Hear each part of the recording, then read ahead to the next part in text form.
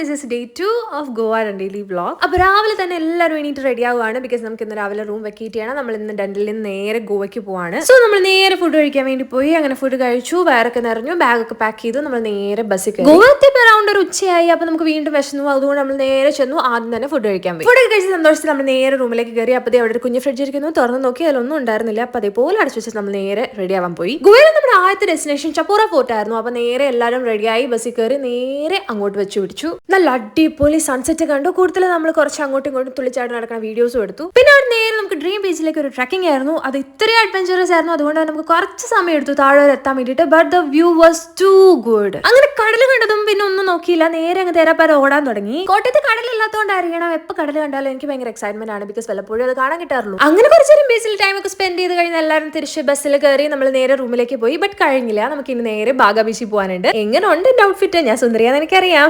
So ഇതാണ് നമ്മുടെ Baga beach outfit check. ബീച്ചൊക്കെ കഴിഞ്ഞ് അറൗണ്ട് നമ്മൾ ഒരു 11:30 ആയപ്പോൾ ബാഗ ബീച്ചിലെത്തി. ഒരു 2:30 വരെ നമ്മൾ അവിടെ സ്പെൻഡ് ചെയ്തു. നമ്മുടെ ഒരു ഫ്രണ്ടിന്റെ ബർത്ത്ഡേ ഉണ്ടായിരുന്നു. അതൊക്കെ നമ്മൾ അവിടെ വെച്ച് അടിപൊളിയായിട്ട് സെലിബ്രേറ്റ് ചെയ്തു. അങ്ങനെ സെലിബ്രേഷൻ എല്ലാം കഴിഞ്ഞു. നേരെ ബസ്സിൽ കയറി തിരിച്ചു റൂമിൽ പോയി. പിന്നെ ടാറ്റാ ബൈ ബൈ കിടന്നു ഉറങ്ങി.